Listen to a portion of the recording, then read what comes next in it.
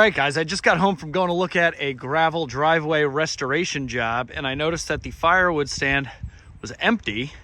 And I came and walked over here, and there's this sitting in one of the empty $25 loose stacks. It's like a deer antler. I don't know. It's almost like it's designed to go around like a light fixture or like a light bulb or something, you know, hang off the ceiling. I'm really not sure. I don't know who left this for me. It's pretty darn cool. If you left this for me, drop a comment down below. I don't have the keys to the money box, so I'm gonna have to go get those, see if they maybe left a note or something in there, but this is pretty cool. I gotta figure out a good use for this one. Well, I just came back from filling the firewood stand and parked the mini skid steer here. Looked over, and look at what I found. Gotcha. This is not the first that I found. I found two yesterday that surprisingly were like right next to each other. And not to mention, while I came out here and the mini skid steer was warming up, I went around and checked all 12 of the bait stations, and they were all totally empty, void of bait. So I'd say it's working. The mice have been busy.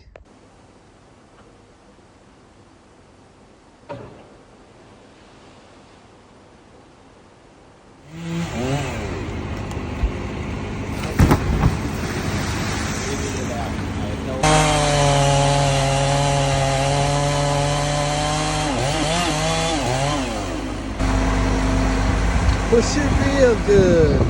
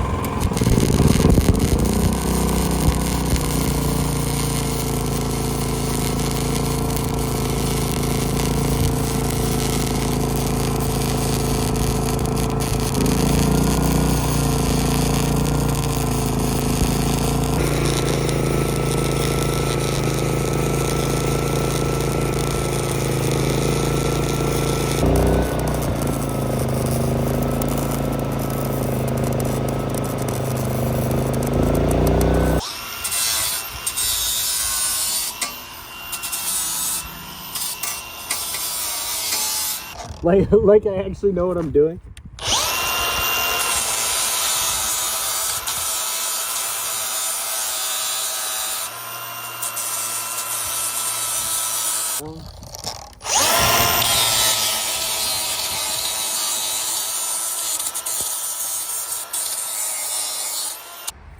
Well, now that I taught you guys how to weld, we were doing this because Chris and I know not to let the gates slam, but other people don't.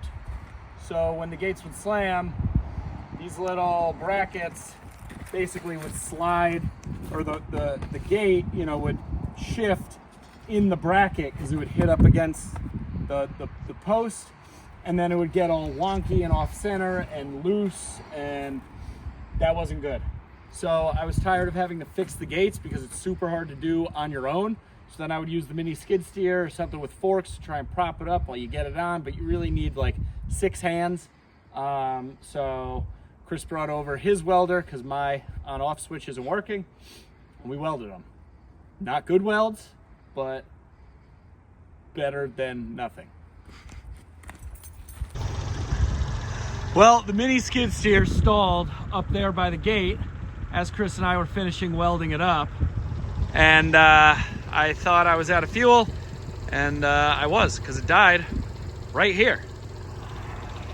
Almost made it to where I keep the fuel, but we had to bring the fuel to it. All right, we're good. Got it back up and running. I was a little nervous there. It cranked over like 3 times, and then it'll actually stop trying to crank because it'll say like engine over cranking. So I was worried that it might have lost its prime or something, but it fired up and we are back in action. The mice have been nibbling.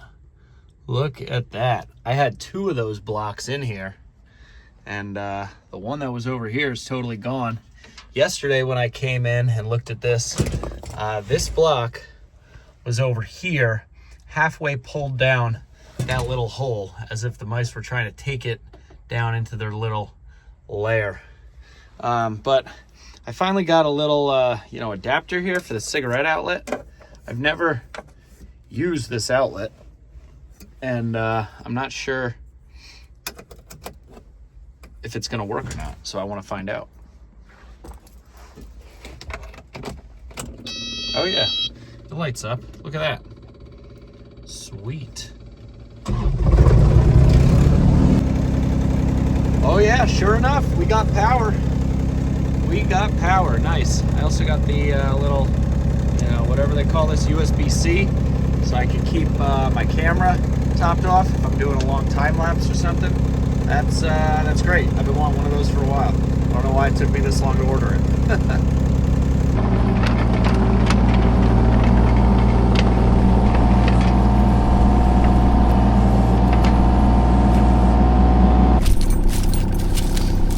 Broke the retainer clip on my old pin, and I got a new one from Kubota for like 130 bucks or something, but it was real tight getting it in on this ripper. I think because one, it was a new pin, and the ripper's pretty new. I'm curious to see how it goes in on the grading bucket that's been used a little bit, but I think I'm gonna have to bang this pin out pretty good.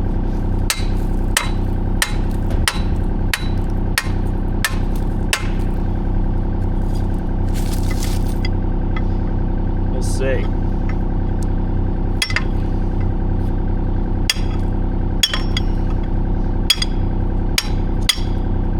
Yeah, it's going. It's just this second ear, getting through this second ear. I even ground it down a little. I ground it down on the edges to taper it a little bit, which helped, but I think I got to grind down maybe just the edge of the pin a little bit. I don't know. I also got to make some sort of stand for this thing because it doesn't stand up, for anything. I don't know. Like I don't think it's gonna stand up on this. We'll see.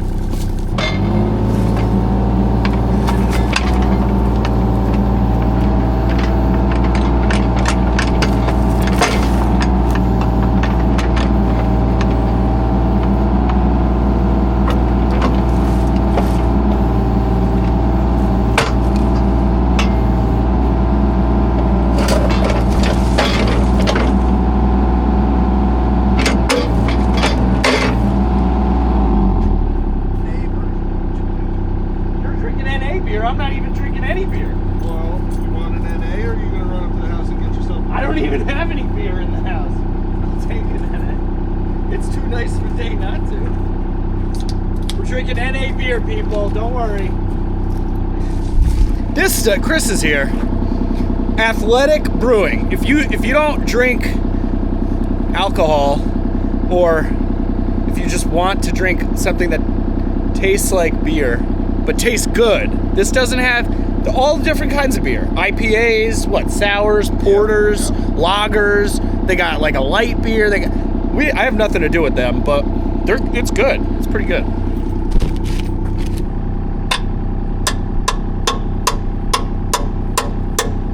And it's tough on this.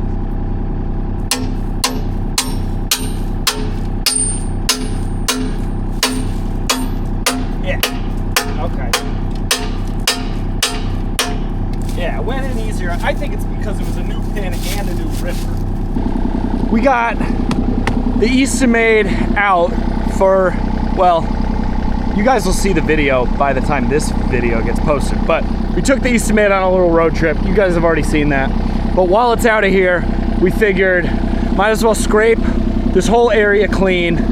I'm gonna go run and grab some new millings, because from scraping this area clean, you know, as often as we do to clean up the sawdust and stuff, we've created a little bit of a gully. So we want to put some new millings in there, make it nice for the summer, right? Yeah. Whoa, you got fancy earplugs. You're not gonna lose those. The one-time use ones, the single-use ones that I normally use, I forgot. So you got those. I got these ones, reusable, emergency car earplugs. And if you act up, I can wrap it around your neck. Yeah. Yep. So we're gonna scrape all this clean, get it cleaned up, and put some new millings down. And then once the truck's empty from the millings, we're gonna load up all those chunks, and I'm gonna bring them to my buddy with the boiler.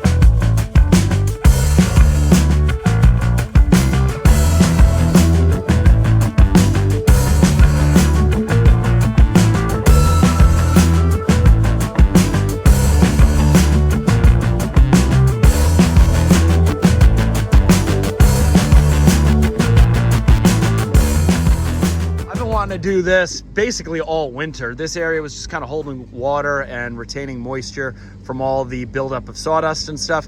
I have never, since bringing in the 2 sets of millings, I brought in like 70 triaxle loads to do the whole Woodyard, about 35 and 35, you know, when I did the addition. I've never brought in more millings since. So it's been about 4 years now, and they've held up really, really well. You just got to keep them clean. That's why I'm constantly leaf blowing back here and picking up, you know, scrap and stuff like that. Because if you leave the leaves and you leave all the sawdust and stuff like that, it just breaks down into dirt. And that's how you get contaminated, you know, dirty, muddy millings. But this area obviously gets the dirtiest because that's where we do the majority of the cutting. So that's why, you know, it's gotten to this point.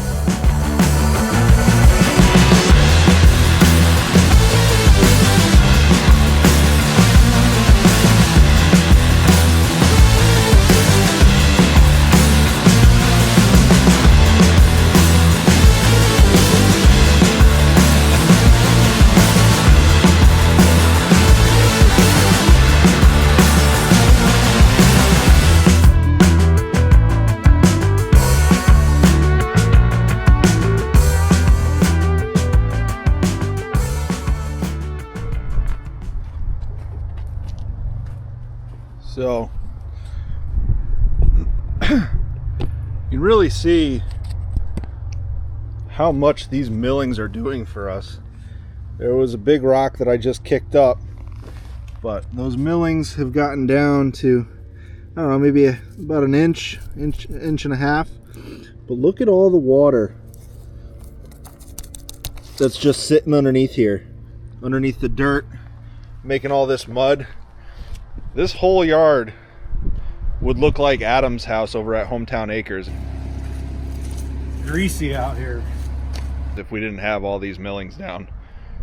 these millings are the right move if anybody's considering something like this.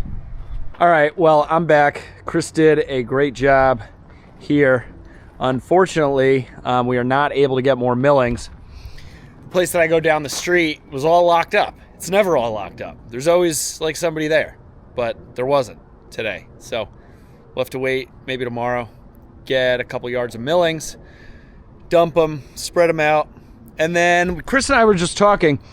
We have one of these mats. It's like a horse stall mat that we found on the side of the road. I was thinking it might be good to get like 6 of them, maybe, depending on the size, and put them underneath here where the splitter is, because then at least like when we're raking and stuff up all the scrap, we'd be on a solid surface as opposed to the asphalt millings. So I don't know, maybe that's a good idea. If those things go on sale, I'll pick some up. It would be nice, I've said it before, to have a whole concrete slab here, but that's not in the cards right now.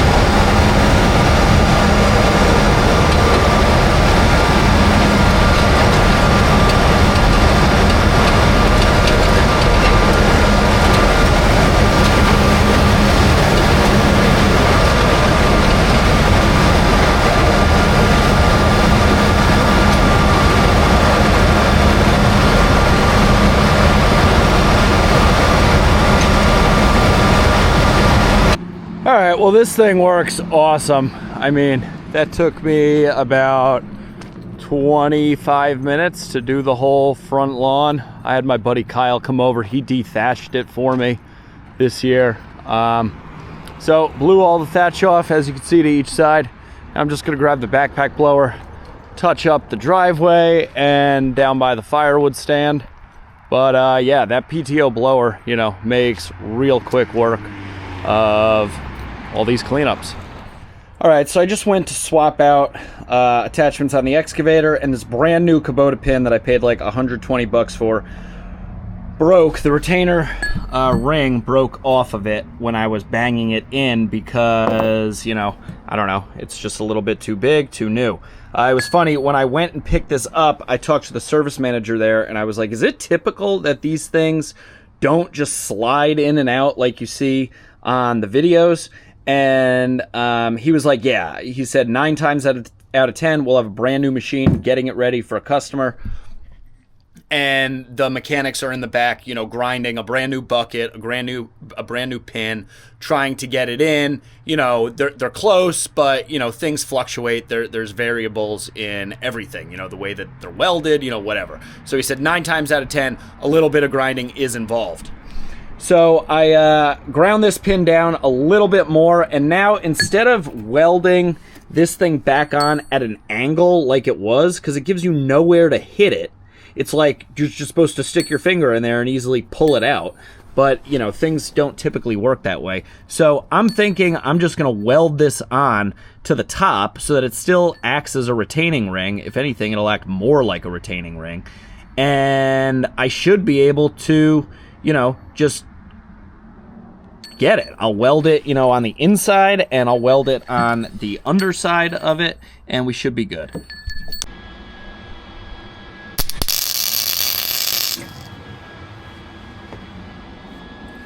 A little tack and a little tack on the bottom.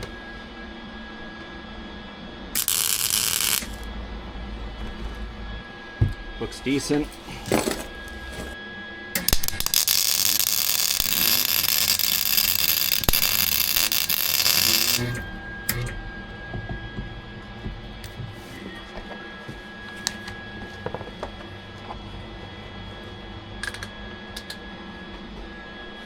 Now, definitely not a welder.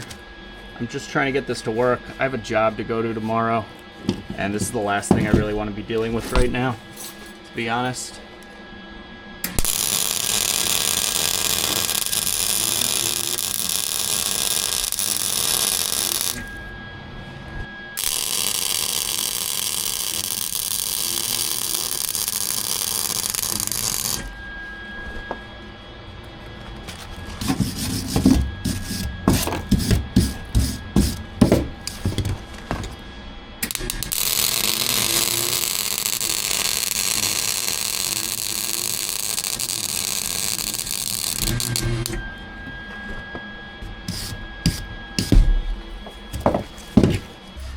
Okay, I ground it down a little bit just so that it wasn't as, you know, intrusive down in there. Is it perfect? Absolutely not. I mean, there's a bunch of big boogers in there. And again, I am no fabricator or welder, but I think it should hold. Yeah, and then I don't know. I guess I'll just have to see if I have to grind this thing down more. Then I suppose I will. It would be easier if I had a belt sander. I do have a belt sander. Or a benchtop grinder, but I don't have a benchtop grinder. I do have a belt sander, but I don't have any of the appropriate sanding belt for this. So we're gonna just see if this works. So here's the 2 pins. Obviously the one on the left is the one I just welded. This one on the right I bought off Amazon. It was like 30 bucks, but that's how all these retaining clips come. So it doesn't give you anywhere, like I said, to really, you know, hammer on it if you have to. So we're gonna try this out. I'm trying to put on the ripper. So I'm gonna try, well, just for shits and gigs. Yeah, this doesn't want to go in on that side,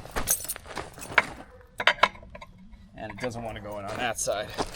So let's see how we do. Oh, look at that. Almost all the way in. It just needs a little, I'd imagine, just a little tap, tap, tap. Just tap it in. Just tap it in. Give it a little tappy. And now I have a nice flat surface to whack on it.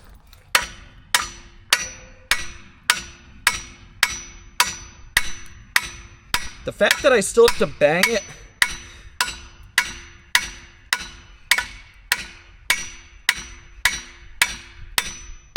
that hard, I think maybe, I don't know. I mean, I've only used this thing a little bit now, but I mean, it's through. So here, now I'll put this clip in, and I mean, we're good to go. But I'm thinking maybe I have to grind in here a little. Like, see there's some like room down there, but there isn't up here. It's like really tight. I had to do that with the Baumalight dipper buddy that's over there, which is the mini skid steer to excavator adapter. So I'm thinking that maybe something on my quick attach plate or something is just maybe a little askew or out of whack, and maybe I have to grind on this inner edge, because you can see there is probably like, I don't know, 1/8 of an inch right there, and absolutely no gap right there. Now, granted that the tooth is, you know, would be put, it makes sense that there's no gap there because of the way that the tooth is currently situated, but let me see if I put it vertical, if that changes anything.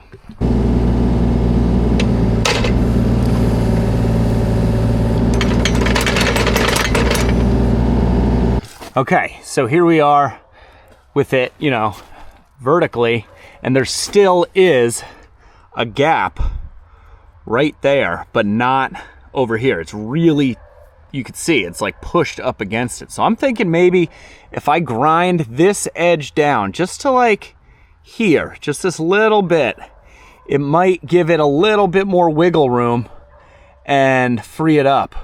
Because when we did that to the Baumalight one, it made it so that now we could put the pin in and take it out by hand.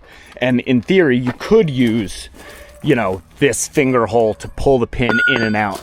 See, like over here, it's the same thing, but a little bit less. I don't know if you can see that. There's a gap, but it runs a lot further. It's like really only right in here that's making contact there. But I think putting this, welding this thing flat on there as a, you know, an orientation for retaining is good.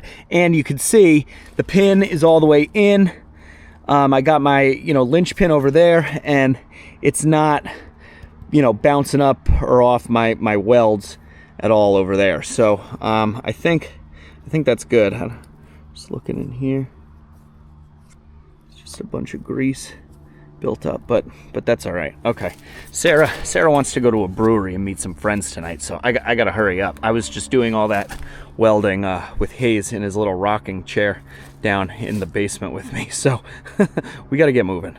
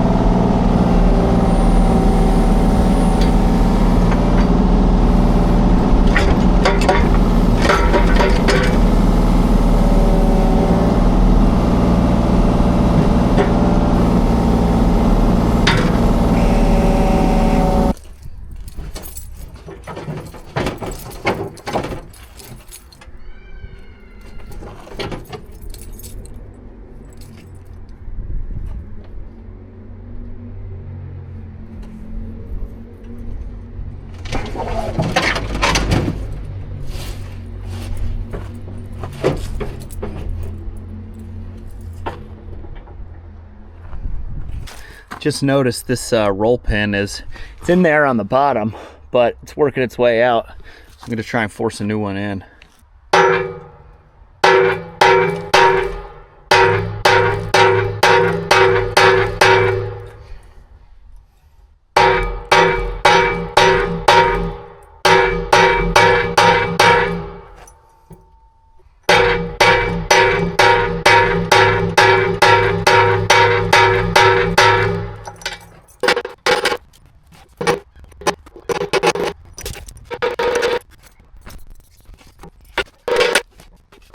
All right, I'm not gonna worry about it. It is what it is.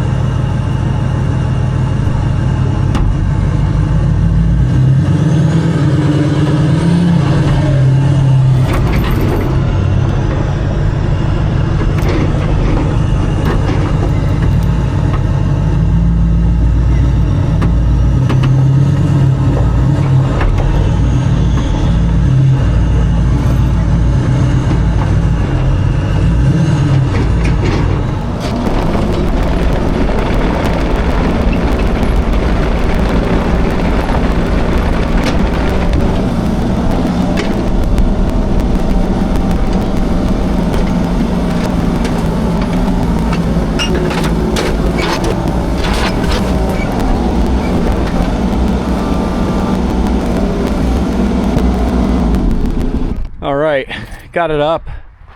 A bunch of viewers were recommending that I try loading it in reverse. They said it would be easier, and I don't know if it was easier because I couldn't really see what I was doing, but it's definitely helps to be able to level yourself out with the, you know, boom of the excavator. So, you know, take that for what it is.